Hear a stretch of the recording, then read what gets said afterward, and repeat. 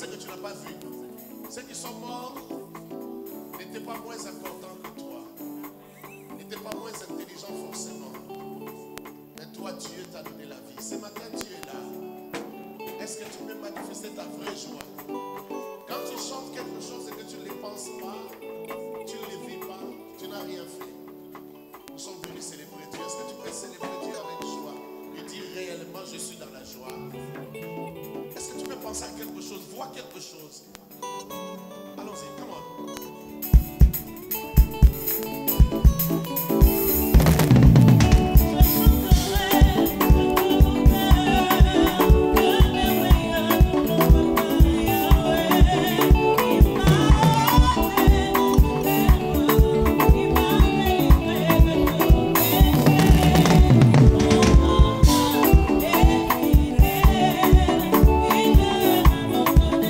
Yeah.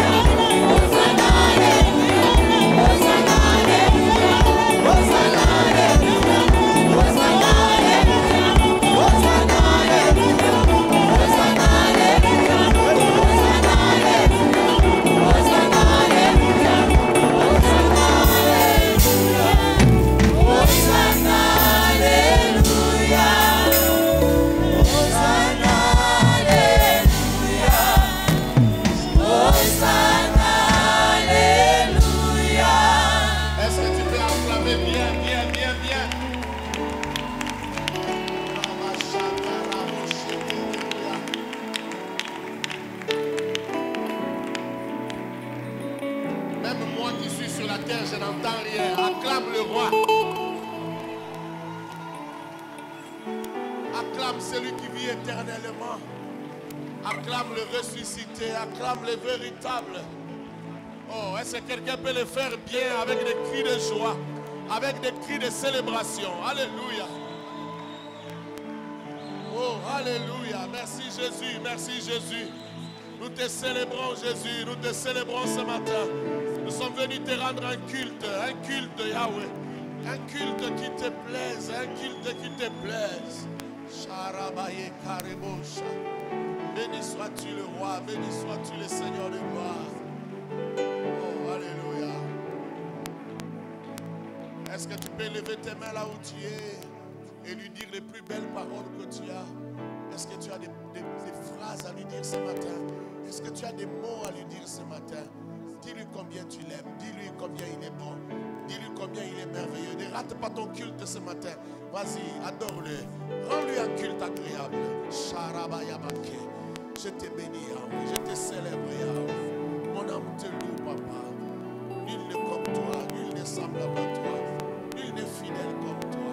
Nul ne réalise, n'accomplit les choses que tu accomplis. Oh, papa, qui peut faire les choses que tu fais? Qui peut réaliser les choses que tu réalises? Je suis en vie, Yahweh, par ta grâce. Je respire par ta grâce. Si je peux rendre un culte ce matin, c'est par ta grâce, c'est à cause de ta grâce.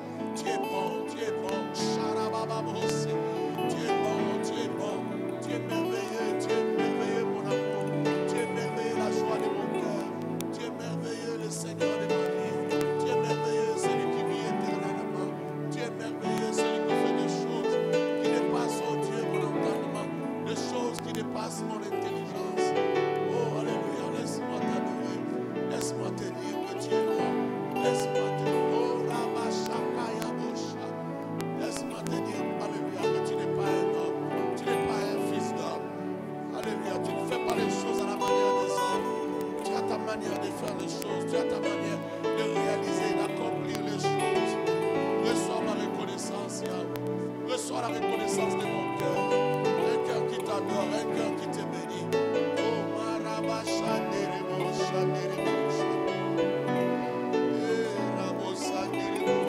Oh, nous te célébrons ce matin, nous te célébrons ce matin, nous t'exaltons ce matin, Yahweh. Nous te bénissons ce matin, Yahweh. Nos cœurs sont là pour toi, nos cœurs sont là pour toi, pour t'honorer, pour te bénir, Yahweh, pour te célébrer, Yahweh, pour t'exalter, Yahweh. Shandarabayabasha, Ekarabosakayabosh, Enarebosh. Et mon papa, qui est fidèle comme toi, qui est bon comme toi, qui est fidèle comme toi, qui est excellent comme toi, Shababababa, qui est excellent comme toi, qui est merveilleux comme toi, qui accomplit ce que tu accomplis, qui fait ce que tu fais. Alléluia, tu es digne d'être honoré, digne d'être célébré, digne d'être exalté, digne d'être Ayebaseta. Oh, alléluia, digne, tu es digne, tu es digne, tu es digne. Tu es digne, mon papa, tu es digne, Dieu de mon cœur. Tu es digne, Dieu de ma vie, tu es digne, ma rebauche. Tu es digne, tu es digne, tu es digne. Tu es digne, Père, tu es digne. Comme les disent les quatre vieillards, tu es digne, comme les disent les quatre très vivants. Tu es saint, tu es saint, tu es tellement saint. Manamanakete, rebauche, tu es tellement saint. Tu es tellement saint, nous sommes là pour toi. Nous voulons te rendre un culte qui te fasse plaisir. Yahweh, accepte les petits mots de nos bouches. Accepte les petites phrases, Yahweh, de nos bouches. Oh, alléluia. Ces phrases pas très bien réfléchies, ces phrases pas très bien articulées. Chokolobo, Yabosea. Oh, Sheterebo, Sanderebo. Accepte-les, Yahweh.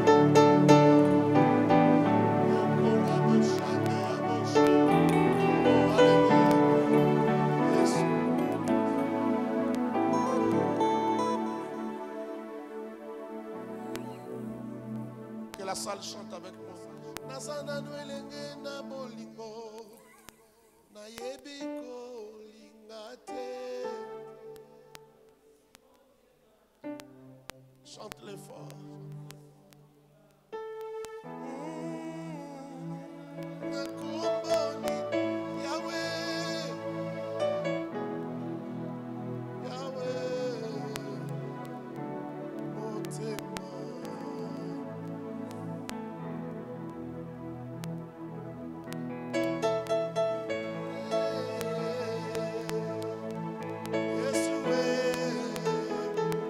Est-ce que tu peux le chanter plus fort?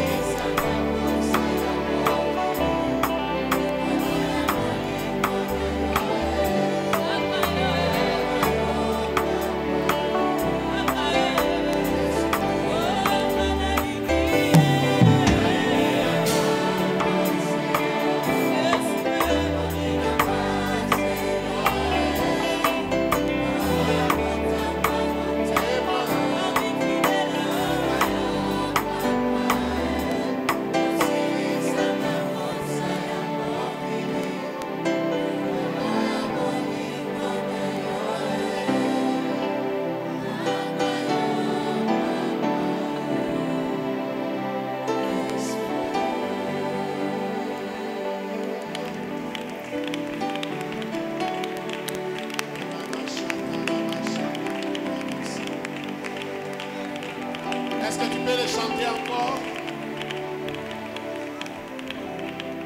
Est-ce que tu peux les chanter encore juste avec le clavier? Nalingi nanga masia.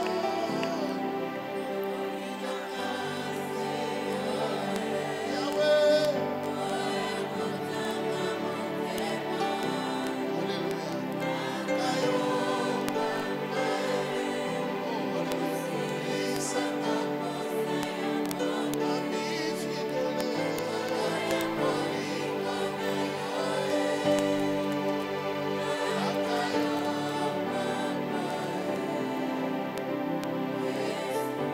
Chante-les encore.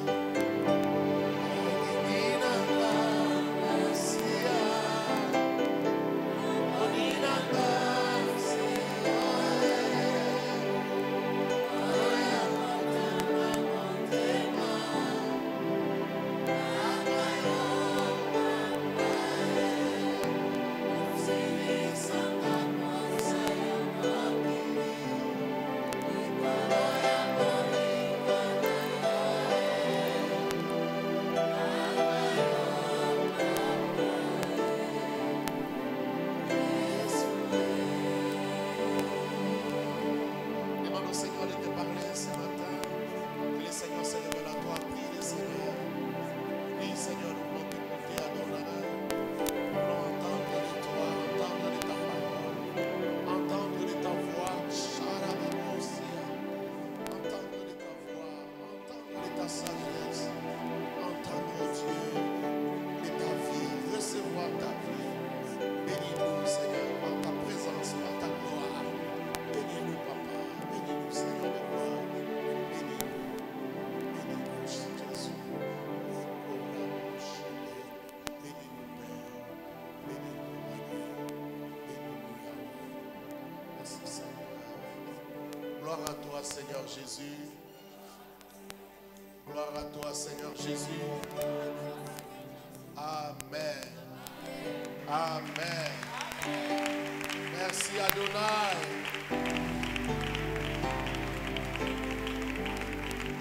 Merci, Elohim.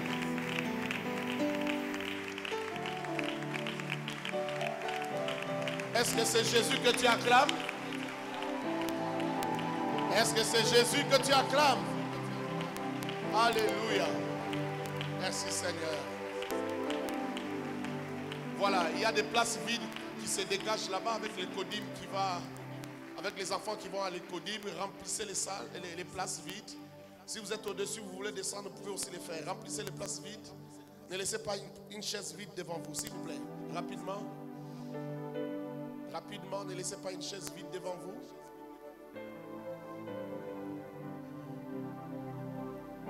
Nous pouvons nous asseoir dans la présence de Dieu.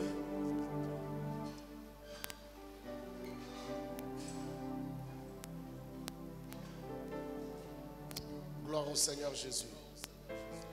Amen. Oh, amen, bien. Bien-aimés de protocole, aidez-nous. Les gens qui vont arriver après 8h20, ils peuvent attendre le second culte. Aujourd'hui, vous êtes arrivés à 7h. Comment vous avez fait? C'est un miracle, hein? Donc chaque jour, quand tu viens en retard, tu le fais exprès. Quand tu viens à 9h, là, tu le fais exprès. Tu peux venir à 7h. Voilà. J'espère que tu as bien porté ton masque. Est-ce que tu peux dire un bonjour à ton frère, à ta soeur qui est à côté, lui souhaiter la bienvenue dans la maison de Dieu? Souhaite-lui de passer des bons moments dans la présence de Dieu. Nazoyo Kayote. Gloire au Seigneur. Nous sommes toujours dans l'intelligence de la reconnaissance. La reconnaissance ici, ce n'est pas dans le sens de la gratitude, mais la reconnaissance dans le sens du discernement. Dans le sens de repérer, de reconnaître les hommes de la destinée, les lieux de la destinée, les lieux de l'établissement et beaucoup d'autres choses. Nous sommes dans l'intelligence de la reconnaissance. Et Maman a commencé un chapitre pendant la semaine, depuis mercredi, où elle nous a parlé de la maturité dans les relations. Ceux qui n'étaient pas là, je ne sais pas comment vous allez faire. Il faut peut-être demander à la technique que vous puissiez récupérer les enseignements que vous avez ratés. Nous continuons aujourd'hui la semaine encore, mercredi, jeudi, vendredi, nous allons continuer.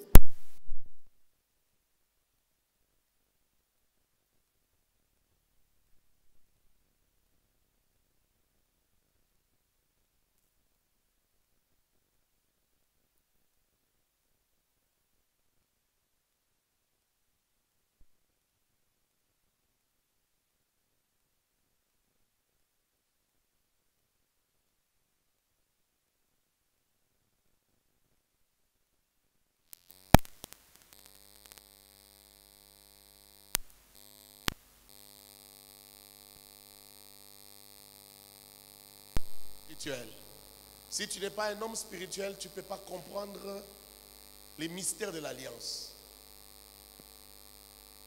Si tu ne comprends pas non plus l'alliance, tu ne comprendras pas d'où vient la bénédiction de l'alliance. C'est un chapitre assez vaste. On va commencer aujourd'hui, mais on va terminer pendant la semaine.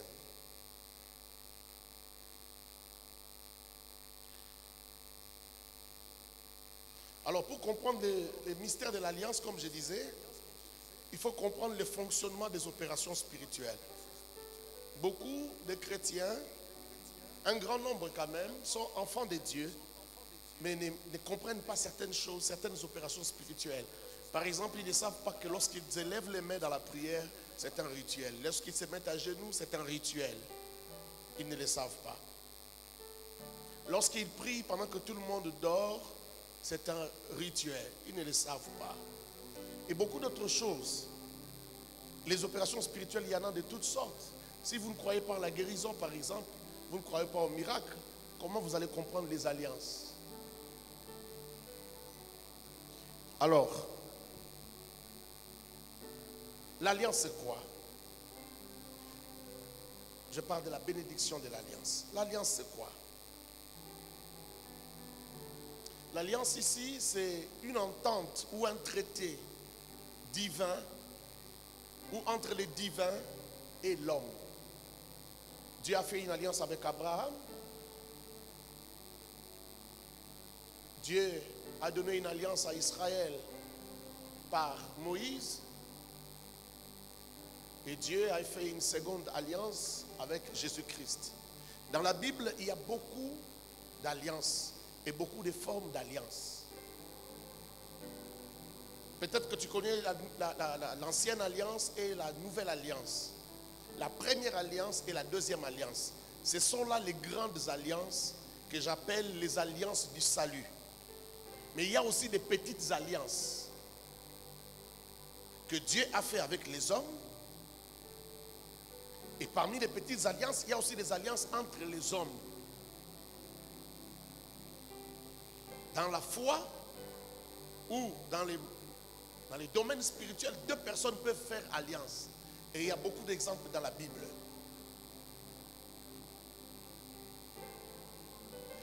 Je te donne un exemple très pratique. Quand la Bible dit que celui qui croira en Jésus-Christ sera sauvé, lui et toute sa famille, ça ne veut pas dire que lorsque tu es le fils ou la fille de quelqu'un qui prie, qui croit en Dieu, automatiquement tu es sauvé à cause de sa foi. Mais ça veut dire que comme vous êtes en famille, parce que dans une famille on est automatiquement en alliance. Est-ce que vous me comprenez?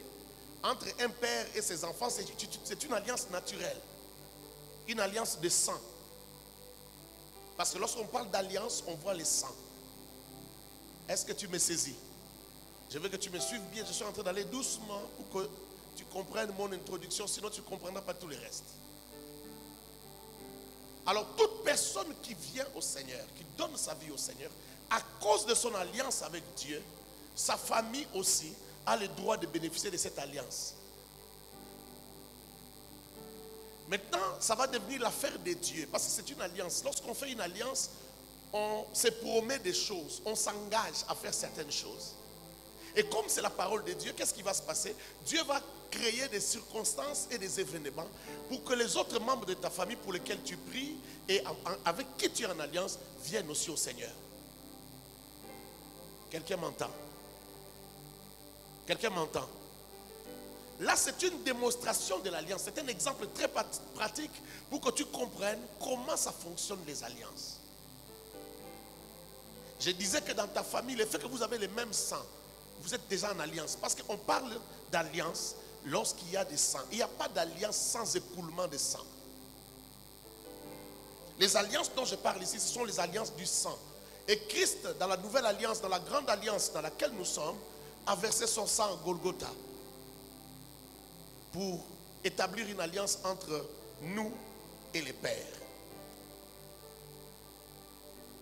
Par son sang, nous aussi nous sommes devenus enfants de Dieu. Son sang nous a sanctifiés, nous a purifiés. Christ nous a glorifiés et nous a établis. Au point qu'il était le fils unique, il est devenu le fils aîné.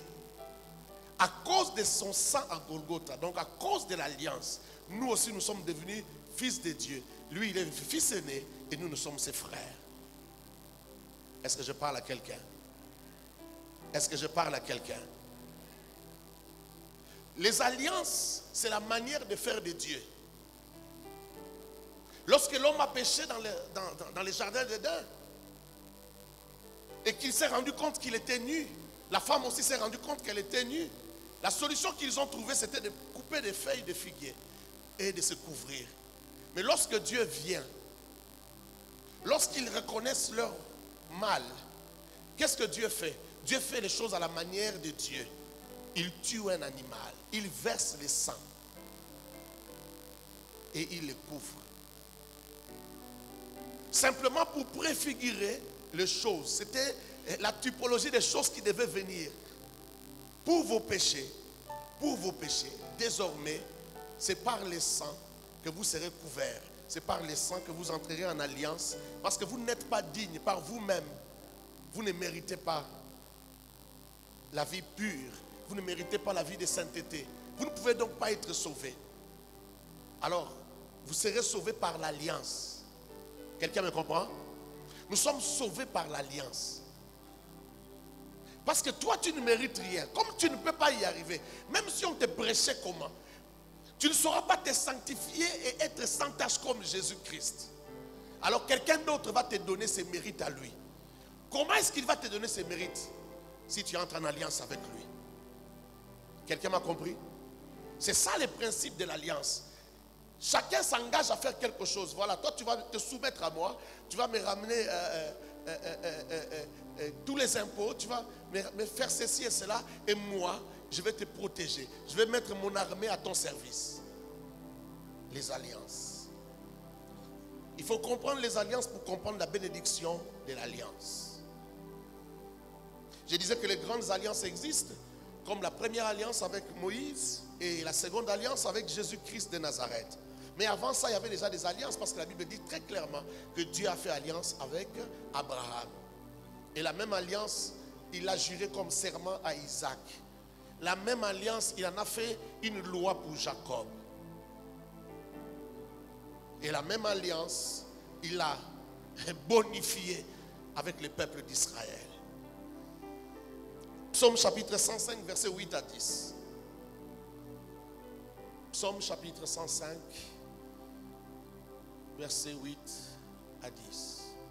Écoute ce que la Bible dit. Il se rappelle à toujours son alliance, ses promesses pour 1000 générations. Lorsqu'il fait alliance avec un homme, il se rappelle toujours. Jusqu'à 1000 générations, il se rappelle des promesses qu'il a fait. Parce que dans l'alliance, lorsqu'il établit l'alliance avec les hommes, il fait des promesses. Verset 9. L'alliance qu'il a traitée avec Abraham et les serments qu'il a fait avec Isaac. J'aime la version Semeur qui dit il a fait de l'alliance un serment avec Isaac. C'est ce que ce verset-là veut dire. Ce qui était alliance pour Abraham, il en a fait un serment. C'est-à-dire il est venu promettre, rappeler à Isaac que ce que j'ai promis à ton père Abraham, je l'accomplirai avec toi. Ça n'a pas changé. Je continuerai avec vous, génération après génération. Verset 10. Il l'a érigé pour Jacob en loi. C'est la même alliance là. L'alliance qu'il a fait à Abraham. Ça va de génération en génération. Laisse que le Dieu qui marche avec toi marche aussi avec tes enfants. Non, je ne pense pas que tu as compris. Laisse que le Dieu qui marche avec toi marche aussi avec tes enfants. Oh, je vais dire mieux. Laisse que le Dieu avec qui vous vous êtes promis des choses fasse ces choses-là aussi avec tes enfants. Laisse que le Dieu à qui tu as parlé à des heures perdues, 1 heure, 2 heures, 3 heures du matin, tu lui as dit des choses et tu as senti la paix dans ton cœur. Il t'a rassuré que ce Dieu-là accomplisse ces choses avec tes enfants et avec tes petits-enfants. Que ces choses-là ne se perdent jamais. Écoute-moi frère, il y a des choses, il y a des prières que Dieu a déjà exaucées, pour lesquelles nous ne verrons peut-être pas, nous verrons pas l'accomplissement de notre vivant. Mais il y a certains accomplissements qui vont arriver même après nous, avec nos enfants. Quelqu'un comprend cela? Que Dieu bénisse celui qui a compris. Tu dois savoir que lorsque Dieu veut marcher avec un peuple, veut entrer en alliance avec un peuple, ou avec une communauté, ou avec une famille, Dieu n'appelle pas tout le monde. Dieu n'appelle même pas les fils. Il appelle toujours un père. Il sort de chaque famille quelqu'un. Et de cette personne, il va faire un père. C'est cette personne-là qui va recevoir l'huile, les promesses et la grâce. Et ça va descendre sur toute la famille, comme dans une pyramide. Est-ce que je parle à quelqu'un? Cette personne que Dieu appelle pour faire alliance avec un peuple, je l'appelle père, pour dire la source. Mais ça peut être une femme, ça peut être une mère. Alléluia. Et aujourd'hui dans la foi chrétienne de la nouvelle alliance, ça peut être même un fils que Dieu va rendre père de la famille. Ah, ok. J'ai dit, ça peut être un fils que Dieu va rendre le père de la famille. Quelqu'un m'a compris? Afin que par lui, la grâce se répande sur la famille.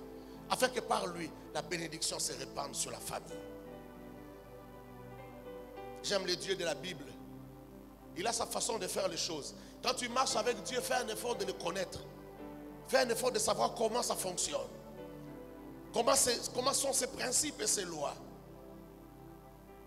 Je disais, dans une alliance, Dieu fait des promesses. Et il n'y a pas que des promesses, il y a aussi des conditions auxquelles il tient. Tu violes les conditions, tu risques de tout rater. Tu es venu au Seigneur. Tu as accepté Christ, c'est bien.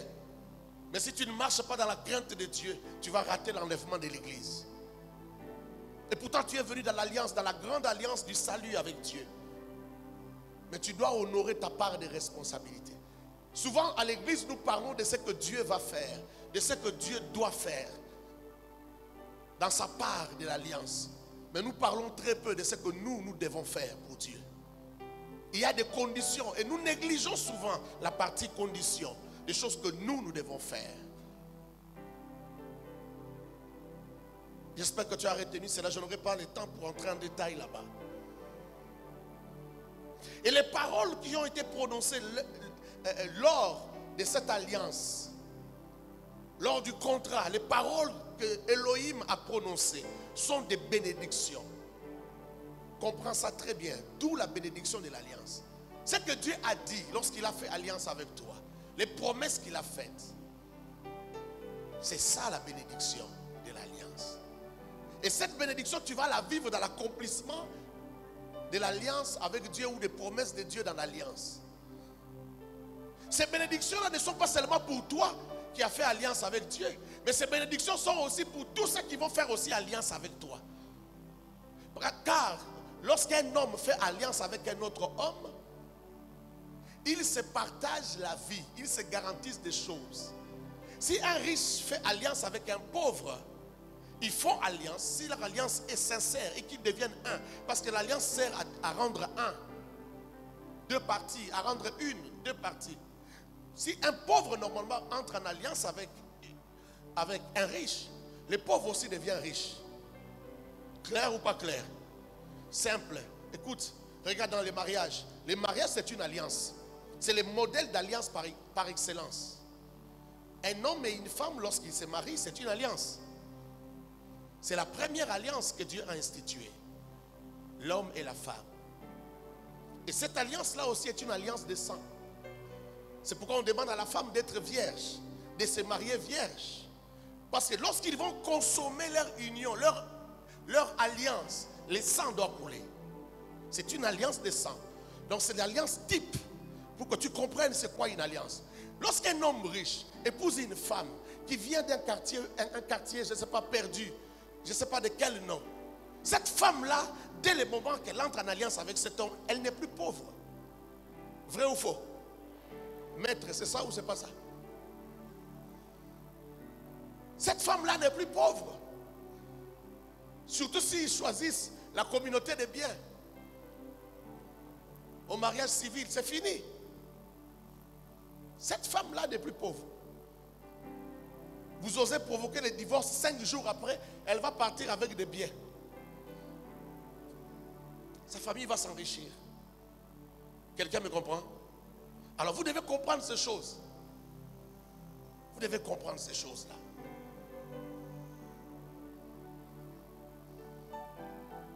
Dieu a fait alliance avec Abraham, nous avons vu ça. Et ce qu'il a fait avec Abraham comme alliance est devenu un serment qu'il a fait à Isaac. Et c'est devenu une loi pour Jacob.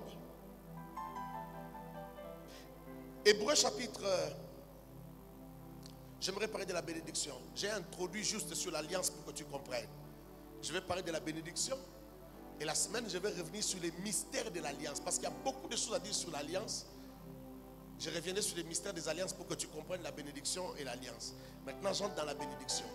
Et la semaine, je reviendrai sur les alliances pour aller en profondeur. Dans Hébreux chapitre 7, verset 7, la Bible dit: or, c'est sans contredit l'inférieur qui est béni par les supérieurs. Amen. Donc, c'est les supérieurs qui bénissent l'inférieur.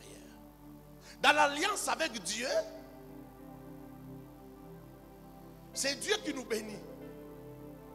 C'est là la bénédiction de l'alliance.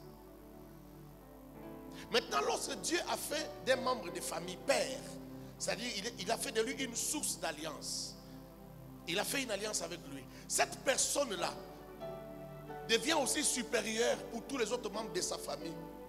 Et il peut bénir les membres de sa famille parce que lui a reçu la bénédiction de Dieu. Clair ou pas clair? Abraham a reçu la bénédiction de Dieu. Abraham a béni Isaac. Si vous lisez Genèse chapitre 28 verset 4, Isaac aussi a béni Jacob. Il avait déjà béni Jacob.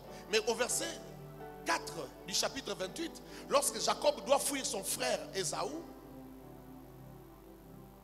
Isaac bénit encore Jacob. Il dit que la bénédiction d'Abraham t'accompagne, soit avec toi. Qu'il te donne la bénédiction d'Abraham. Il dit que Dieu donc te donne la bénédiction d'Abraham, à toi et à ta postérité avec toi. Que tu possèdes le pays que tu vas habiter. Est-ce que quelqu'un me comprend? Ce que Isaac dit ici, c'est ce que Dieu avait dit à son père, Abraham. Ces paroles, il les a répétées le jour qu'il devait bénir Ésaü. C'est tombé sur Jacob. Mais quand Jacob doit partir, il doit se séparer avec Jacob. Parce que Jacob a la peur de la colère de son frère. Il fuit. Il va aller habiter chez son oncle Laban. Avant que son fils ne parte, il dit que la bénédiction d'Abraham soit avec toi. La bénédiction d'Abraham, là, c'est l'alliance que Dieu a fait à Abraham. C'est devenu une bénédiction pour ses descendants. C'est devenu une bénédiction pour toute personne qui va faire alliance avec Abraham, ou avec Isaac, ou avec Jacob. Tu fais alliance avec eux, Dieu bénit. Voilà pourquoi Dieu, lorsqu'il appelle Abraham, il lui dit: celui qui te bénira sera... Je n'ai pas entendu. Celui qui te bénira sera... Mais celui qui te maudira... Oui, parce que moi j'étais béni. Comme j'étais béni, personne ne peut te maudire. Celui qui te maudit, il entre dans la malédiction lui-même. Mais celui qui te bénit sera béni.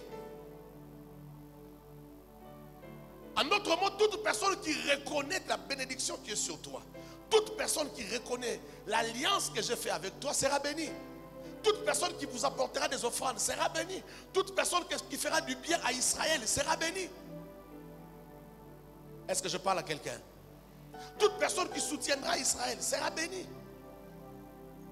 C'est ça la bénédiction. La bénédiction veut dire quoi? La bénédiction veut dire les biens. La bénédiction, ce n'est pas du matériel, ce n'est pas un bien, ce n'est pas une maison. La bénédiction, ce n'est pas une voiture. La bénédiction, c'est le fait de dire les biens sur quelqu'un. Proférer la bénédiction, déclarer la bénédiction. Dire les biens, je vais le dire de manière spirituelle. Placer des mots, placer la faveur, placer la grâce sur la vie de quelqu'un. Afin que lorsqu'il marche partout où il va, que la bénédiction plane sur lui. Quand les hommes parleront contre lui, que les paroles qui sont sur sa tête parlent aussi pour lui. Quand même un bandit l'arrêtera en chemin pour lui faire du mal, que les paroles qui planent sur lui parlent aussi.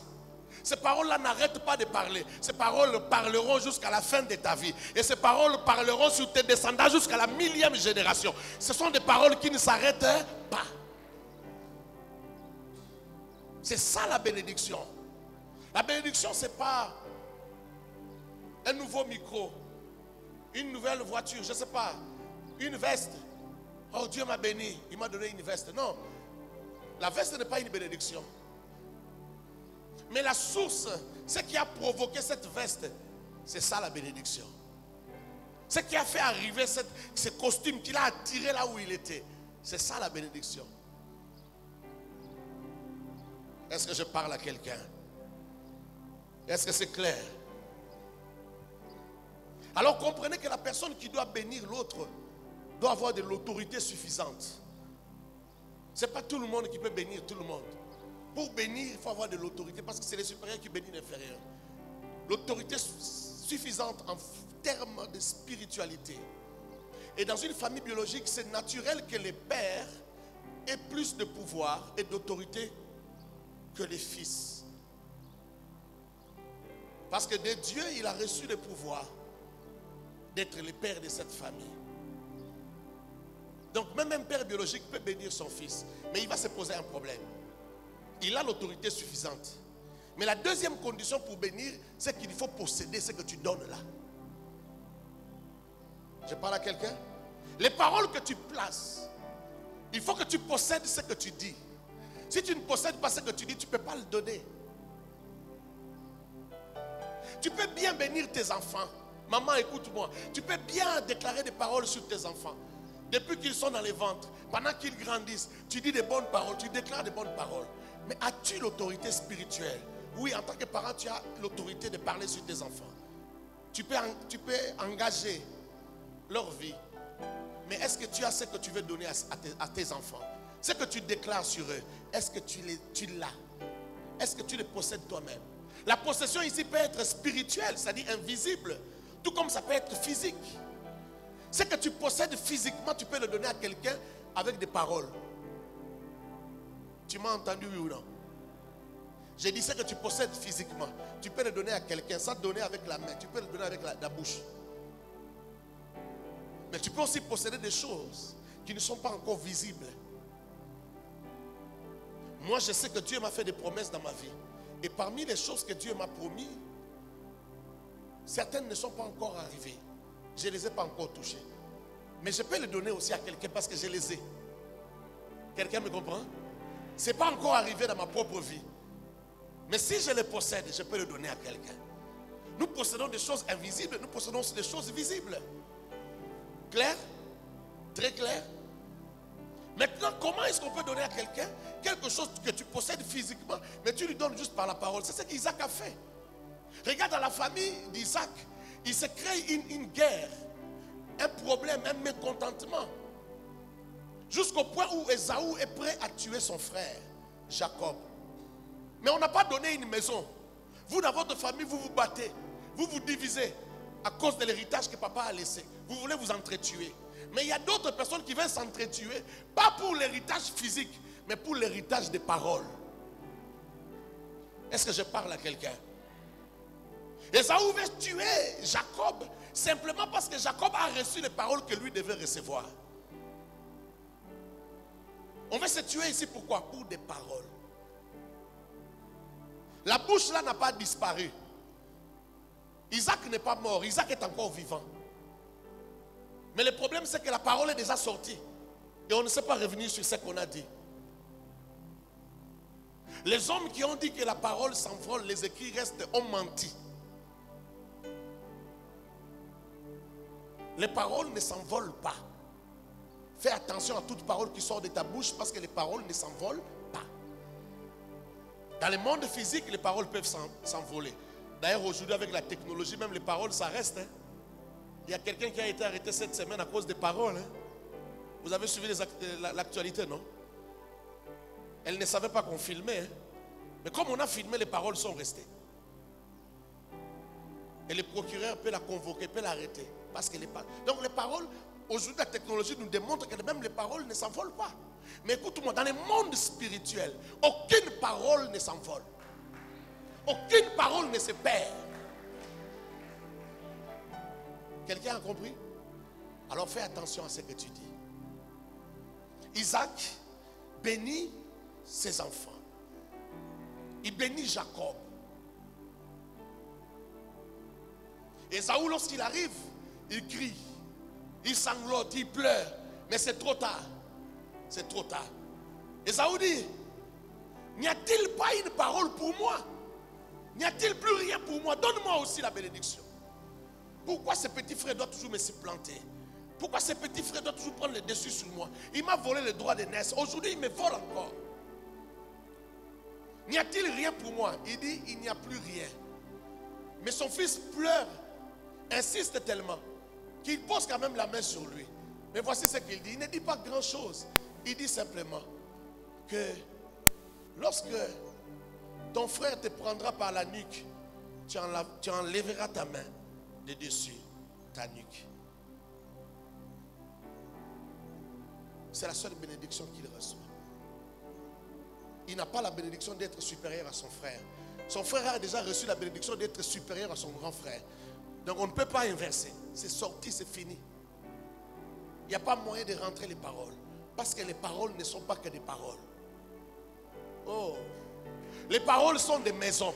Des paroles sont des véhicules. Des paroles sont des possessions terrières. Des paroles sont tout ce que tu as besoin dans ta vie.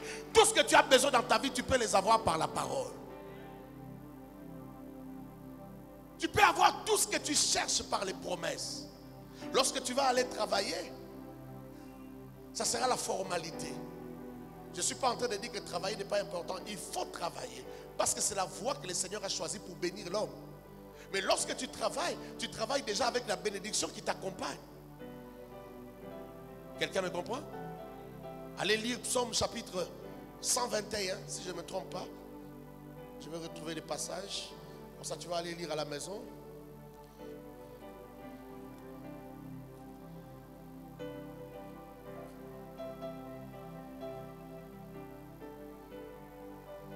C'est 127, Psaume chapitre 127, verset 2. En vain vous vous levez matin, vous vous couchez tard et mangez-vous les pains d'affliction. Il en donne autant à son bien-aimé pendant qu'il dort. Ce passage-là veut dire simplement que le bien-aimé de Dieu, avant de sortir, d'aller chercher les pains, d'aller planter les blés, Dieu les a bénis la nuit. Parce que ce sont ses bien-aimés. Lorsqu'il va chercher, ce n'est qu'une formalité. Mais son pain, il l'a déjà pendant qu'il dormait. Vous me comprenez? C'est ça la bénédiction de l'alliance. C'est ça la bénédiction de l'alliance. Alors tu dois comprendre ces choses-là. Dans toute alliance, il y a une bénédiction qui accompagne les bénéficiaires. Et ces bénédictions peuvent prendre la forme de la faveur, Ça peut prendre la forme de la faveur. Le pays où tu habites va devenir ton pays. Ça, c'est une faveur que Dieu a donnée à Israël. Partout où tu iras, tu seras une bénédiction. Une bénédiction pour ta famille, une bénédiction pour les autres. Vous savez, les Juifs, partout où ils vont, ils réussissent. Même s'ils vont dans une terre désertique, ils réussissent. À cause de la bénédiction qui les accompagne. Et s'ils travaillent pour vous, vous êtes bénis. Toutes les nations de la terre qui sont devenues des grandes nations, les sont devenues aussi à cause des Juifs. Les plus grands savants en Amérique, en Europe, ont été des Juifs. Si un jour il y a eu une bombe atomique, c'est parce qu'il y a eu un certain Einstein qui avait le sang juif. Partout où il y a eu de grandes choses, c'est parce que les Juifs étaient là. Partout où ils arrivent, ils amènent la bénédiction à cause de l'alliance. Lorsqu'ils travaillent chez vous, vos affaires deviennent prospères. Joseph dans la maison de Potiphar a rendu encore Potiphar plus riche. Son père Jacob dans la maison de Laban a rendu encore Laban plus riche. Laban pratiquait de la divination. Lorsqu'il va consulter les Mbikoudi, on dit à Laban, la bénédiction est entrée dans ta maison. Tu es devenu prospère dans les affaires. Et ton bétail s'est multiplié à cause de ton neveu qui est dans la maison. À cause de Jacob. Qu'est-ce que Laban est en train de vivre? Il est en train de vivre la bénédiction. Mais pourquoi il vit la bénédiction? À cause de Jacob. À cause de l'alliance d'Abraham. Ça vient de loin. Ça vient d'Abraham, Isaac, Jacob. Mais le fait que Jacob est entré en alliance avec lui, la bénédiction est entrée aussi dans la maison de Laban. Donc il faut que tu comprennes la bénédiction. Elle peut prendre la forme de privilèges. Elle peut prendre la forme de mystère. La forme de mystère. La forme de droit. Il y a quelques années, on nous a raconté une histoire qui est arrivée ici à un pasteur de chez nous ici à Brazza. Un pasteur de Kinshasa qui était à Brazza. Son église prospérait bien. Il évoluait dans ce qu'il faisait. Et on l'a invité à Brazzaville. Il est allé faire un séminaire à Brazza. Lorsqu'il est arrivé là-bas, on a tellement aimé son service qu'on l'a invité dans plusieurs églises. Alors il ne rentrait toujours pas, il allait d'église en église, il faisait des séminaires et il était béni, ça s'est passé très bien. Ses propres frères de Kinshasa, de Congo-Kinshasa, ont eu de la jalousie pour lui. Et ils se sont entendus avec des militaires pour qu'on puisse les braquer, qu'on puisse les tuer. Pourquoi il est venu ici, il ne nous cherche même pas, il est orgueilleux. Pourquoi il ne nous cherche pas? Pourquoi il ne vient pas se présenter à nous? On les voit sur les affiches partout. Alors 4 hommes l'ont rencontré la nuit avec des armes bien armées. Ils voulaient lui faire du mal. Avant de les tuer, ils lui ont parlé. Ils se sont dit, bon, il faut qu'on lui dise, c'est pas, il va mourir de toutes les manières. Voilà, c'est tel. Ce sont vos frères. C'est eux qui nous ont demandé de te faire du mal. Parce que ça. Alors, bon, nous, on n'est pas dans vos affaires. Tout ce que nous, on fait, c'est accomplir notre mission et on va toucher notre argent. Donc, on est obligé de te tuer. Le premier charge son arme. Il tire, ça ne tire pas. Il tire, ça ne tire pas. Il tire, ça ne tire pas. Il arrange son arme. Il dit peut-être que c'est rouillé. Le deuxième prend son arme, charge bien, arrange bien, tire, ça ne tire pas. Tous les 4 armes ne tiraient pas. Finalement, ils ont laissé les armes par terre, ils ont commencé à courir. Est-ce que je parle à quelqu'un? Ça, c'est un mystère. On ne peut pas expliquer ça. Tout ce qu'on ne peut pas expliquer, c'est un mystère. La bénédiction, c'est traduit ou c'est manifesté en forme de mystère. Ça peut se manifester aussi en forme de droit. C'est la bénédiction. C'est la bénédiction. Et tu vas voir ce que tu as vécu, les bonnes choses que tu as vécues, tes enfants vont vivre cela. Parce que ce sont des droits, ce sont des acquis que Dieu t'a accordés. Je disais que la bénédiction était immatérielle.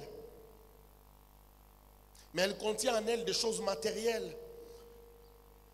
Aussi des choses immatérielles. La bénédiction contient en elle des choses matérielles et des choses immatérielles. Balak, roi de Moab, a voulu détruire Israël avec la complicité du prophète Balaam ou les voyants Balaam. Balak est allé chercher Balaam parce qu'il voulait que Balaam maudisse Israël. Comme ça, si Israël est maudit, ils pourront perdre la guerre. Vous voyez des gens qui comprennent des choses spirituelles. Ce sont là les opérations spirituelles. Pour comprendre les alliances, il faut comprendre les opérations spirituelles. Il va chercher un prophète. Et il promet à son prophète de lui donner des maisons, de lui donner des bœufs, de lui donner tout ce dont il a besoin. Mais qu'il vienne seulement maudire Israël qui est en train d'avancer, qui va vers la terre promise. Le prophète arrive. Quand il quitte chez lui, il veut bien maudire Israël. Mais en route, l'ange de l'Éternel vient pour le frapper. Il lui dit, tu ne maudiras pas Israël. Parce qu'Israël, on ne le maudit pas.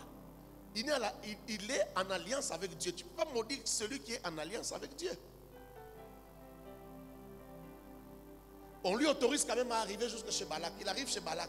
Balak lui dit, viens, viens, regarde ce peuple-là, maudis-le. Il essaye quand même, il va. Il dit, amenez-moi autant de taureaux, amenez-moi des sacrifices. Comme ça, on va toucher le cœur de Dieu. On va toucher le cœur de Dieu. Il n'y a pas d'alliance sans l'autel ou sans le sang. Alors, on va toucher son cœur. Peut-être qu'il va changer d'avis. Et je vais maudire. On a amené des taureaux. On a consumé sur l'autel. Il est allé pour maudire Israël. Lorsqu'il lève la voix pour maudire Israël, ce sont les bénédictions qui sortent de sa bouche. Il commence à prophétiser pour l'Éternel. Ce n'était pas un prophète de l'Éternel, mais il commence à prophétiser pour l'Éternel.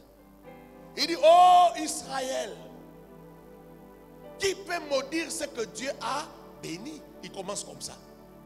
Il va maudire ou il va bénir? Il commence en disant, qui peut maudire celui que Dieu a béni? Il dit, voilà Israël. Il commence à faire des éloges, des poèmes. Israël, tu as l'allure de tel, tu as l'allure d'une lionne qui revient de la chasse, tu es ceci, tu es cela. Il n'a fait que bénir Israël. Et Balak s'est fâché. Moi je t'ai appelé pour maudire Israël, pourquoi tu les bénis? Il dit, je ne peux pas dire ce que l'Éternel ne veut pas que je dise. Ça ne sort pas de ma bouche. Ils ont essayé de faire ça plusieurs fois, plusieurs jours, ça n'a pas marché. Parce qu'Israël est béni. Et lui-même, le prophète dira, l'enchantement ne peut rien contre Jacob. C'est-à-dire la sorcellerie ne peut jamais toucher Jacob. Jacob est exact. Est-ce que quelqu'un peut dire l'enchantement ne peut rien contre moi? Est-ce que quelqu'un peut le crier très fort, l'enchantement ne peut rien contre moi? Est-ce que tu peux le dire aussi pour tes enfants, l'enchantement ne peut rien contre mes enfants? Est-ce que tu peux le crier encore plus fort, l'enchantement ne peut rien contre mes enfants? L'enchantement ne peut rien contre mes petits-enfants. L'enchantement ne peut rien contre les enfants de mes petits-enfants. Oh, l'enchantement ne peut rien contre les petits-enfants de mes petits-enfants. De génération en génération, l'enchantement ne peut rien contre ma descendance.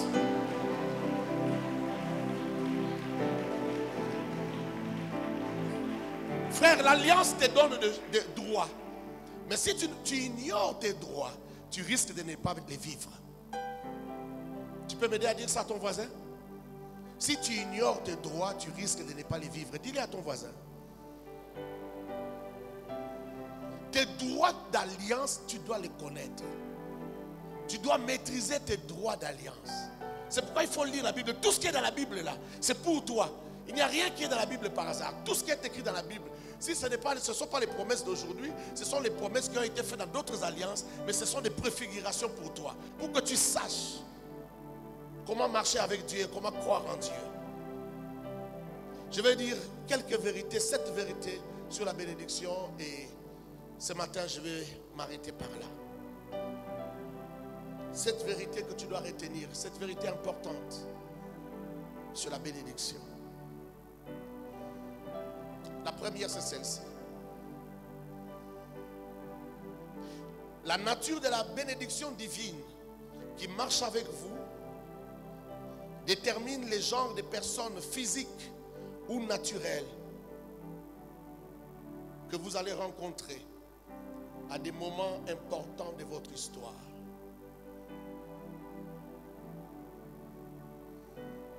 Je répète la phrase. La nature de la bénédiction, c'est-à-dire les genres de choses qu'on a dit sur toi, ou que Dieu t'a dit, parce que toute promesse que Dieu te dit ou te fait, c'est une alliance avec toi. La nature de la bénédiction divine qui marche avec vous détermine les genres de personnes physiques ou surnaturelles que vous rencontrez à des moments importants de votre histoire. Abraham était Abraham, c'était un homme béni, un homme ouin. Ce n'est pas tout le monde qui a rencontré Melchisedec. Lui a rencontré Melchisedec parce qu'il était Abraham. Est-ce que vous comprenez? Mais Melchisedec, on dit que c'est le roi de Salem. Nulle part dans l'histoire, on a retrouvé les traces de Melchisedec. Melchisedec, c'est un être sans père, sans mère, ni généalogie. C'est un roi éternel, c'était la préfiguration de Dieu. Mais lui rencontre Melchisedec sur son chemin. Il les rencontre physiquement. Il les rencontre comme un être physique. Alors que c'était un être, je dirais un être mystique, un être surnaturel. Il lui donne sa dîme.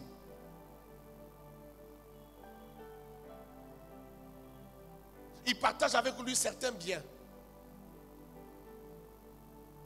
Pourquoi? Parce que c'est Abraham. Nulle part ailleurs tu as vu quelqu'un d'autre rencontrer Melchisedec. Tu pourras rencontrer des personnes physiques, tout comme des personnes aussi surnaturelles, des personnes spirituelles. Tu pourras les rencontrer sur ton chemin.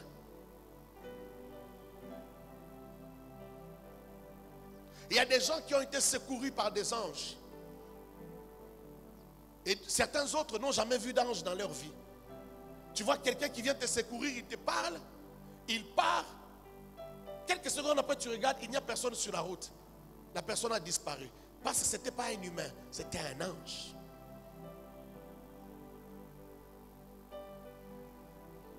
Hébreux chapitre 1, verset 14 parle des anges, donne la définition des anges comme des êtres, comme des esprits que Dieu a envoyés au service des hommes. Dans ta vie, il y a des anges qui travaillent. Beaucoup, si tu es en tout cas enfant de Dieu, il y a des anges qui travaillent dans ta vie, qui viennent te servir. Mais ils restent invisibles. Jusqu'au jour où, selon la nature des bénédictions qui sont sur toi, ils peuvent prendre la forme physique pour te servir. Quelqu'un m'entend-il?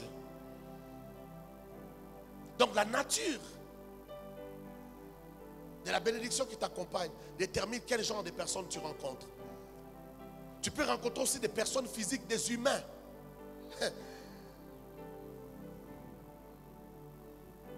Des gens qui vont te bénir. Des gens qui vont ouvrir ton cerveau. Il y a des rencontres que tu feras dans la vie parce que tu dois comprendre quelque chose. Alors tu rencontres telle personne parce qu'en sa compagnie, ta tête va s'ouvrir. Et tu pourras saisir les bénédictions de ta vie. Quand Dieu t'a appelé à la grandeur, tu rencontreras quelqu'un qui va venir affecter ton excellence. L'excellence en toi, il va affecter, il va aiguiser cela. Parce que ça fait partie de ta destinée. Alors tu dois rencontrer quelqu'un sur ton chemin qui t'aide à voir les choses différemment. Même la femme de ta destinée, la femme de ta vie, la femme que tu vas épouser, quand tu marches avec Dieu, quand tu demandes à Dieu, quand tu pries Dieu, tu ne rencontreras pas n'importe quelle femme. Tu rencontreras la femme qui va t'amener, qui va t'aider à vivre ta destinée selon les promesses de Dieu. Ça peut être selon l'alliance que Dieu avait fait à ton père. L'alliance que Dieu a fait avec ton père biologique ou ton père spirituel. À cause de cette alliance, tu rencontreras une certaine femme. Tu rencontreras un certain homme. Quelqu'un me comprend? Les gens qui marchent avec Dieu ne vivent pas dans les hasards. Les gens qui marchent avec Dieu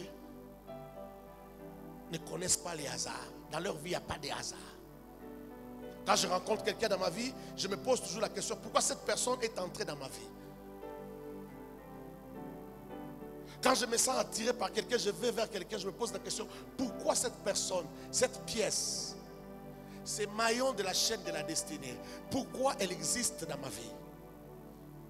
La même chose quand je vois aussi quelqu'un venir vers moi. Je vois quelqu'un courir vers moi. Je vais l'esquiver, il est là. Je vais l'esquiver, il est là. Je me pose la question, pourquoi cette personne est là? Seigneur, est-ce que c'est toi qui veux que cette personne soit là? Alors si cette personne doit être là, c'est que sa présence sert à quelque chose. Tu ne rencontres pas les gens par hasard. La Sunamite devait avoir un enfant un jour. On la connaissait comme une femme stérile, mais elle devait avoir un enfant. D'où il fallait qu'il y ait une rencontre avec le prophète Élisée. Le jour qu'elle voit le prophète Élisée, elle ne cherchait plus un enfant. Elle ne pensait même pas qu'Élisée allait lui donner un enfant. Mais elle se sent attirée par Élisée. Elle sent que cet homme ici, c'est un vrai homme de Dieu. Cet homme, comme elle-même dit, il dit c'est un saint homme de Dieu. Elle va dire à son mari, préparons une place. Souvent il passe par ici. Il faut qu'il vienne rester, se reposer chez nous avant de passer. Mais elle ne sait pas que c'est une rencontre prévue par Dieu. Dis à ton voisin, Dieu n'oublie pas les prières. Oh, dis à ton voisin, quand tu as parlé dans la prière, Dieu aussi a parlé, seulement tu n'avais pas entendu. Cette femme ne savait pas que lorsqu'elle priait, Dieu avait déjà exaucé sa prière. Elle a arrêté de prier, elle a oublié. Mais un jour, quelque chose va monter dans son cœur. Fais entrer cet homme dans ta maison. Lorsque l'homme entre dans sa maison, une fois, deux fois, je ne sais pas combien de fois, un jour, l'homme veut partir, il dit, ah, Géasi, qu'est-ce qu'on peut faire pour cette femme? Elle a tellement été gentille avec nous. Elle nous a bénis, qu'est-ce qu'on peut faire pour lui? Géasi dit, oh, tu ne sais pas, elle n'a pas d'enfant. Il dit, ah bon, elle n'a pas d'enfant? Appelle-la. La femme vient. Elle lui dit, l'année prochaine, à la même époque, lorsque nous passerons par ici, tu porteras un enfant dans tes mains. Si elle n'avait pas écouté la voix de son cœur, la voix de l'esprit, la voix de la destinée, qui l'a poussée à aller chercher cet homme, elle n'allait pas avoir d'enfant. Mais lorsqu'elle a eu l'enfant, elle a compris. Quelques années plus tard, l'enfant avait commencé à grandir, il avait peut-être 6 ans, 7 ans. Quelques années plus tard, l'enfant est décédé. Cette femme avait déjà compris la leçon. Elle était devenue sage. Elle n'est pas allée enterrer l'enfant. Elle a dit, ça c'est pas mon enfant. Ça c'est pas aussi un enfant normal. Ça c'est un enfant qui est venu par la bénédiction. Cet enfant est la bénédiction de l'alliance. Est-ce que je parle à quelqu'un? Cet enfant est la bénédiction de l'alliance. Je ne vais pas le laisser aller comme ça dans la tombe avant moi.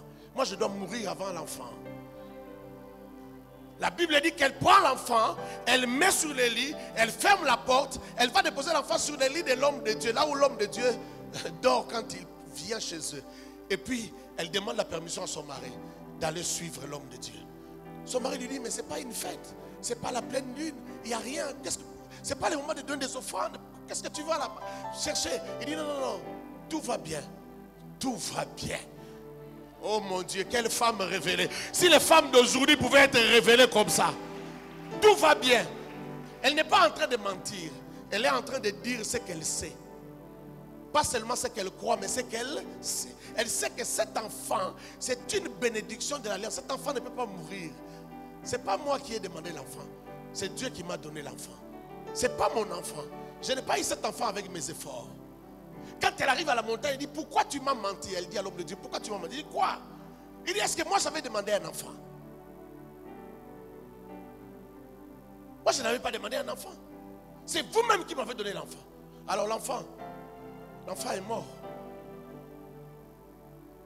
La fin de l'histoire, vous la connaissez. Géasi n'a pas pu ressusciter l'enfant. Mais lorsque lui-même est arrivé, il a mis sa bouche sur l'enfant. Il a soufflé la vie dans l'enfant. 7 fois. Et l'enfant est revenu à la vie. Cet enfant a vécu. Parce que la femme avait compris. C'est comme j'ai dit, ce sont tes droits. Mais tu peux ne pas les vivre parce que tu ne les connais pas. Elle pouvait ne pas aller chercher l'homme de Dieu et enterrer l'enfant. Si elle avait dit à son mari que l'enfant était décédé, on allait enterrer l'enfant. Les Juifs enterrent les morts le même jour. Les morts, on ne les garde pas, ils ne vont pas à la morgue. On ne les garde pas un jour de plus, on les enterre le même jour. Cet enfant allait être enterré. Je peux dire bêtement, l'enfant allait être enterré. Combien de fois nous avons fait des choses bêtement parce que nous ignorions les droits de l'alliance. Que quelqu'un dise avec moi, j'ai compris. Oh, que quelqu'un dise avec moi, j'ai compris. Je n'enterrerai pas mes enfants, j'ai compris. Alors il faut comprendre ces choses-là. Il faut comprendre cela.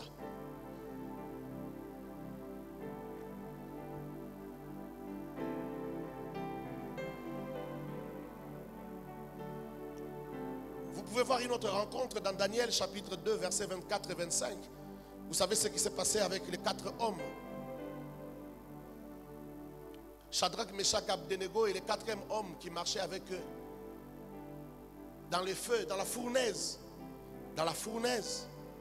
Quand le roi regarde, il voit 4 hommes. Mais semblables à des fils de Dieu. Semblables à des êtres surnaturels. Qui marchent dans le feu, qui ne se brûlent pas. On les avait fait entrer liés. Mais ils sont en train de marcher libres. C'est la présence du 4e homme qui a rendu les choses ainsi dans la fournaise. On les a jetés pour les brûler. Mais lorsqu'on les jette, il y a une 4e personne qui vient à leur rencontre. C'est une rencontre surnaturelle à cause de leur alliance avec Dieu. Laisse que Dieu te fasse grâce. Que tu rencontres des êtres comme ça sur ton chemin. Ah, un homme intelligent a pris cela. Je disais, laisse que Dieu te fasse grâce dans ta vie. Que tu rencontres des êtres comme ça. Même quand tu dors, même quand tu n'as pas compris, même quand tu n'as rien vu. Mais qu'il y ait des rencontres comme ça dans ta vie. Que tu vives ce genre de choses. Si Shadrach, Abednego et Meshach ont vécu ça dans l'ancienne alliance, à plus forte raison dans la nouvelle alliance, pourquoi tu ne vivrais pas ça? Pourquoi tu ne vivrais pas une visitation surnaturelle? Deuxième bénédiction, ou deuxième vérité par rapport à la bénédiction. Il peut arriver un temps où la souffrance agresse une personne à qui est attachée la bénédiction divine. Mais en fin de compte, la bénédiction finira par s'exprimer dans sa vie. Je répète la phrase. Il peut arriver un temps où la souffrance agresse une personne à qui est attachée la bénédiction divine. Mais en fin de compte, la bénédiction finira par s'exprimer dans sa vie. Ne crains pas. N'aie pas peur. Si tu marches avec Dieu, si tu remplis ta part du contrat, tu crains Dieu. Si tu gardes les paroles de Dieu. Si les pères, parce qu'il a dit, si vous gardez ma parole, moi et les pères nous viendrons et nous ferons notre demeure en vous. Si vous gardez la parole de Dieu, malgré la souffrance par laquelle tu passes, Dieu finira par se manifester. La bénédiction de Dieu finira par se manifester. Si les gens se moquent de toi, qu'ils se moquent, qu'ils prennent les devants, qu'ils se moquent, mais ils déchanteront bientôt. Bientôt, ils vont changer de langage. La Bible dit que les barbares changèrent de langage. Oh, laisse-moi proclamer, laisse-moi décréter ce matin sur ta vie. J'ai dit, les barbares changeront de langage. Oh, je l'ai dit sous l'onction qu'il y a dans cette maison. J'ai dit, les barbares dans ta vie changeront de langage. Que cela soit ainsi. Troisième vérité.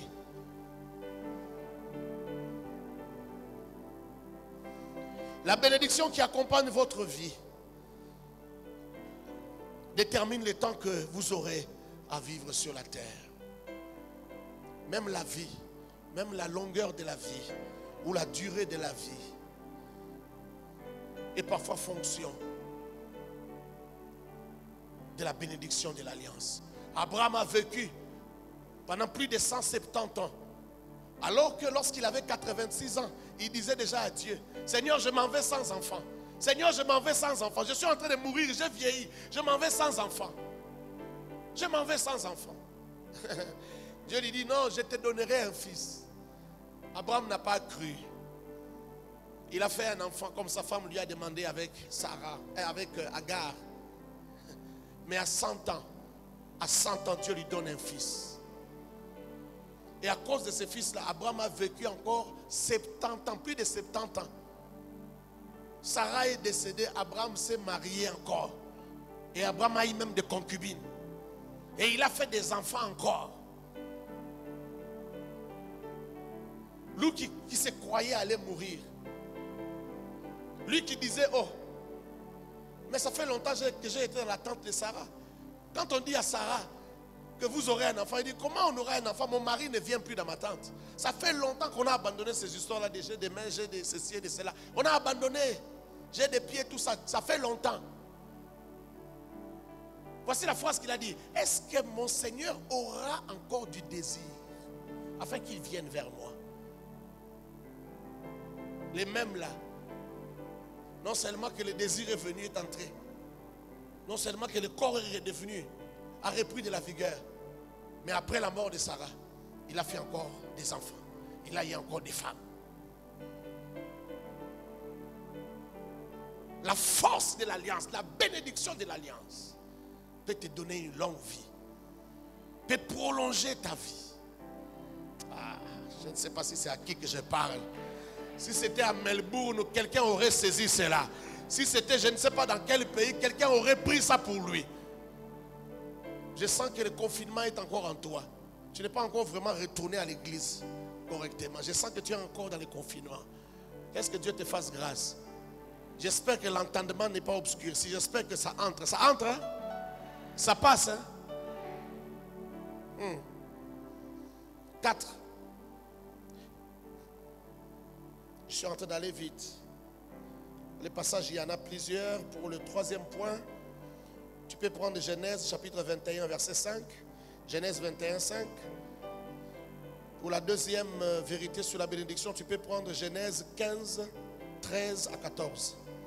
Je vais à la 4e vérité.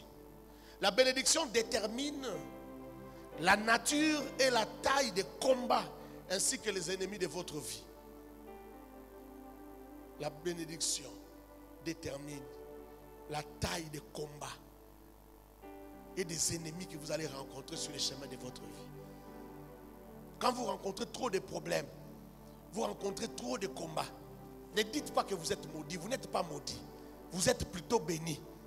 C'est la taille de votre bénédiction, la nature de votre bénédiction qui détermine les géants que vous rencontrez. Quand votre bénédiction est grande, vous allez aussi rencontrer des obstacles qui seront costauds. Est-ce que je parle à quelqu'un? Mais comprenez ce que l'apôtre Paul dit dans les livres de Corinthiens. Il dit, il n'y a aucune tentation qui vous soit survenue, qui soit au-dessus de vos forces. Et l'Éternel vous donnera toujours les moyens de s'en sortir. Il n'y a pas une épreuve qui arrive dans ta vie qui peut te détruire. La souffrance peut arriver, les problèmes peuvent arriver, mais aucune de ces choses, aucune de ces épreuves ne te détruiront.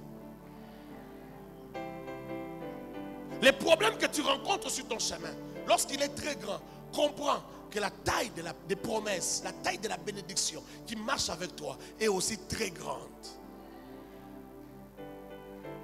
Tu as toujours été plus fort que les problèmes que tu as rencontrés. Aïe, aïe, aïe, aïe, aïe. Est-ce que je parle à qui? Tu as toujours été plus puissante que les genres de problèmes que tu as rencontrés. Je parle à une maman ici. Maman, tu as toujours été plus forte que les problèmes que tu as rencontrés sur ton chemin. C'est pourquoi ces problèmes ne t'ont jamais englouti. Tu pensais que ça allait t'engloutir, mais ça ne t'a pas englouti. Tu en es sorti vainqueur. C'est toi qui as écrasé ces problèmes-là. Et ça continuera ainsi. Tu écraseras encore. Et tu écraseras encore. Et tu écraseras encore. Les problèmes ne t'engloutiront pas. C'est toi qui les engloutiras. Hey, j'aimerais dire à quelqu'un, même si c'est un poison, ce poison-là ne te tuera pas. C'est toi qui vas tuer le poison. Marebocha. Le poison ne te tuera pas. Parce que tu n'as pas été conçu. La bénédiction qui marche avec toi n'est pas là pour que tu meurs par empoisonnement. Tu ne mourras pas par empoisonnement. Go Marebocha. Assis-toi s'il te plaît. Alléluia. Ne crains pas ses ennemis. Ne crains pas les gens qui se lèvent contre toi. Ne crains pas leur nombre. Leur nombre, c'est à la taille de ta bénédiction. Ce que toi tu ne vois pas, tes ennemis le voient. Ce que toi tu ne vois pas, les diables le voient. Les diables viennent avec un grand arsenal parce qu'ils savent que là-bas, la résistance sera grande. C'est pourquoi ils viennent nombreux. Ne crains pas leur nombre. Leur nombre, c'est à cause de la taille que toi tu as. C'est à cause de la force que toi tu as. C'est à cause de l'arsenal que toi tu as. C'est à cause de ta défense qu'ils sont venus nombreux. Ils ont cherché des géants. C'est à cause de ta taille à toi. Toi tu ne vois pas ta taille, mais eux voient ta taille. C'est pourquoi ils ont pris des précautions. N'aie pas peur. Lorsque les problèmes arrivent dans ta vie, confesse que tu es enfant de Dieu. Confesse que tu es fils de Dieu. Confesse que Dieu ne te lâchera pas. Confesse que Dieu ne t'abandonnera pas. Confesse que Dieu sera avec toi et que tu en sortiras vainqueur. N'aie pas peur, ne recule pas. Tu es plus fort que ça. Tu es plus fort que ça. Ne t'ignore pas. Tu es plus fort que ça. 5. La bénédiction t'assurera des victoires face à des personnes qui possèdent des biens qui te sont donnés comme héritage de la bénédiction de l'Éternel. On a vu ça dans la vie d'Abraham. Je répète encore. Elle t'assurera des victoires face à des personnes qui possèdent des biens qui te sont donnés comme héritage de la bénédiction de l'Éternel. Qu'est-ce que je vais dire ici? À chaque fois que tu rencontreras quelqu'un qui possède les biens de ta destinée, parce qu'il y a certaines choses qui sont en toi, mais qui sont entre les mains des gens. Est-ce que tu peux répéter ça? Il y a mes histoires qui sont entre les mains des gens. Dis ça. Je ne le dis pas dans Nengamolili, je ne le dis pas seulement spirituellement, physiquement. Je dis avec moi, il y a mes histoires qui sont entre les mains des gens. Ces gens qui possèdent tes histoires, Dieu te les fera rencontrer. Afin que tu puisses récupérer ce qui est à toi. Laisse-moi déclarer ce qui est à toi est à toi. Ce qui est à toi, tu le posséderas. Ce qui est à toi, tu le reprendras. La Palestine était entre les mains des Jébusiens, entre les mains des peuples des Cananéens. Mais, Charababo, Dieu a marché avec Abraham. Dieu a marché avec Abraham. Dieu a marché avec Isaac. Dieu a marché avec Jacob. Ils ont récupéré la terre que Dieu leur avait donnée. Mais la terre que Dieu leur donne se trouve entre les mains des gens. J'ai des biens qui sont entre les mains des gens. Toi aussi, tu as des biens qui sont entre les mains des gens. Laisse que Dieu te donne l'opportunité de récupérer ce qui est à toi. Laisse que Dieu te donne l'occasion de récupérer ce qui est à toi. Que tu ne perdes rien de ce qui est à toi. De tout ce qui est à toi. Ce que tu vois et ce que tu ne vois pas. Ce que tu connais et ce que tu ne connais pas. Mais ce qui est à toi est à toi. Est-ce que quelqu'un peut crier ce qui est à moi est à moi? On crie le plus fort, ce qui est à moi est à moi. Écoute, tu vas les crier de manière à ce que dans le monde spirituel, les choses bougent en ce moment même. Crie fort, ce qui est à moi est à moi. Merci de l'avoir dit. Vous savez, plusieurs fois, Israël a récupéré la Palestine. On les a chassés, ils ont récupéré. La dernière fois, c'était en 1948 ici. En 1948, le 14 mai 1948. Alors que le pays était entre les mains des Anglais, des Arabes. Quelques personnes sont rentrées en Israël. Ils se sont rappelés des promesses de Dieu. Ils se sont rappelés des cantiques de Sion. Ils ont fait la guerre et ils ont récupéré leur pays. Et la nation d'Israël régnait. Ce pays ici, Israël, n'existait pas depuis des siècles. Mais la nation est revenue à la vie à cause d'un poignet de gens. Parce qu'ils ont compris les promesses. Les Juifs du monde entier se sont cotisés. Et un poignet d'étudiants est rentré en Israël et a récupéré la terre de la Palestine. Et ils ont recréé, refondé l'État d'Israël. Ce qui est à toi est à toi. Tu récupéreras ce qui est à toi. Oh, tu reposséderas ce qui est à toi. Tu jouiras de ce qui est à toi. 6. La bénédiction de l'alliance est une destinée. La bénédiction de l'alliance est une destinée. Mais il faudra saisir l'opportunité d'en recevoir la révélation. Il faudra saisir l'opportunité d'en recevoir la révélation. La bénédiction de l'alliance, c'est une destinée pour ta vie. Mais il faut qu'à un certain moment, que tes yeux s'ouvrent, que la révélation vienne, que tu saisisses l'opportunité d'en recevoir la révélation. Et la déclaration qu'un homme de Dieu, que ton père spirituel, que ton père biologique déclare ce que Dieu a dit sur toi. Qu'il le déclare sur toi afin que ça arrive. Qu'il le dise de sa bouche afin que ça arrive. Parce que c'est ce que Dieu a prévu pour toi. Je donne la phrase, la bénédiction de l'alliance est une destinée, mais il faudra saisir l'opportunité d'en recevoir la révélation et la déclaration, et ensuite avoir l'attitude qu'il faut, qui vous amènera à l'expérimenter. 7e vérité, et je dois terminer, il est plus que temps. On doit terminer vite pour ceux qui viennent pour le deuxième culte. La bénédiction est transmissible. J'en ai déjà parlé, c'est une vérité. La bénédiction est transmissible.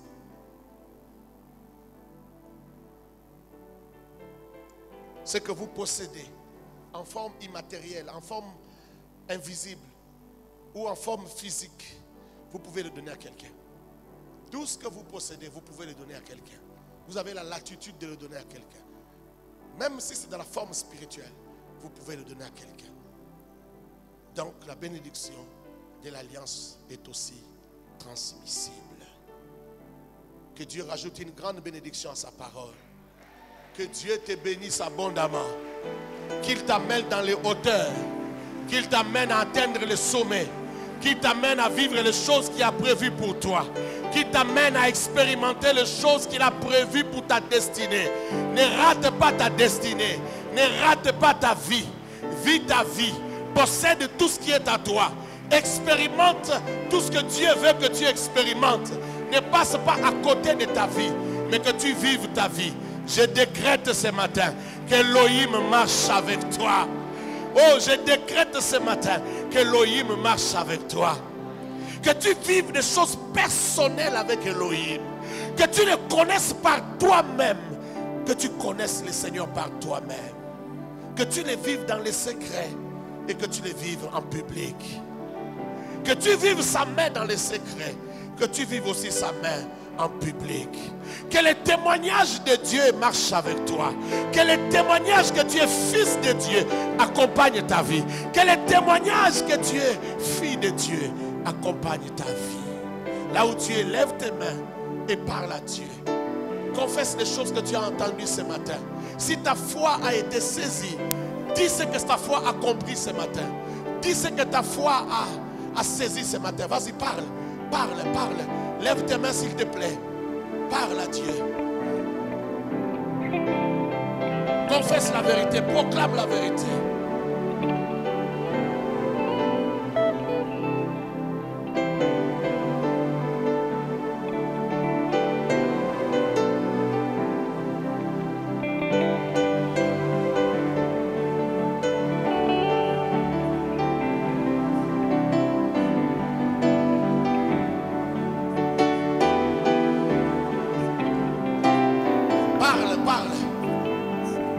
Seigneur, je viens à toi ce matin. Confesser que ta bénédiction ne me quittera pas. Que ta bénédiction m'accompagnera. Ta bénédiction marchera avec moi. Oh, ces paroles que tu as prononcées, dans ma conscience ou dans mon inconscience, planeront sur moi, marcheront avec moi, m'accompagneront où que j'aille, où que je sois. Ces paroles me soutiendront. Oh, ta droite me soutiendra. Ta droite m'accompagnera. Rabo Shakaraboya. Ta droite m'accompagnera. Eh Baba, ta droite m'accompagnera. Ta droite sera le soutien de ma vie. Ça sera le sol sur lequel je marcherai. Je ne trébucherai pas. Je ne trébucherai pas.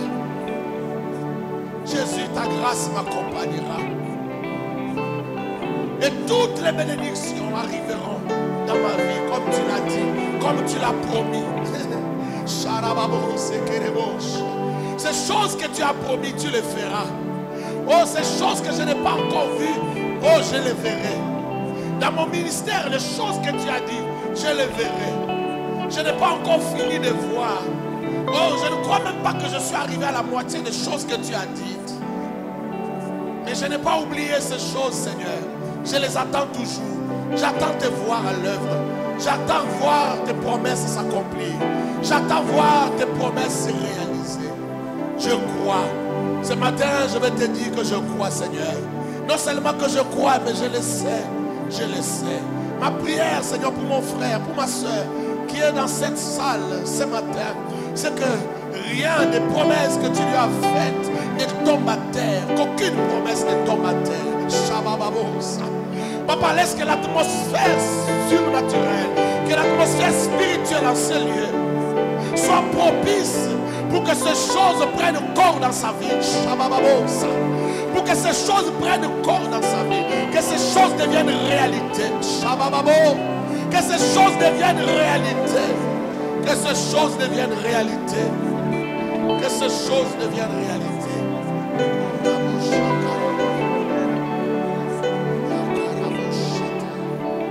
Merci Jésus. Merci Jésus. Que la grâce du Père soit avec toi. Oh, je disais que la grâce du Père soit avec toi. Je ne t'entends pas. Que la grâce du Père soit avec toi. Que la grâce du Père t'amène à vivre ta destinée. Que la grâce de Dieu t'amène à profiter de ton alliance avec Dieu. Qu'il en soit ainsi dans le nom de Jésus-Christ. Si tu es d'accord, tu diras Amen cette fois. Amen. Amen. Amen. Amen. Amen.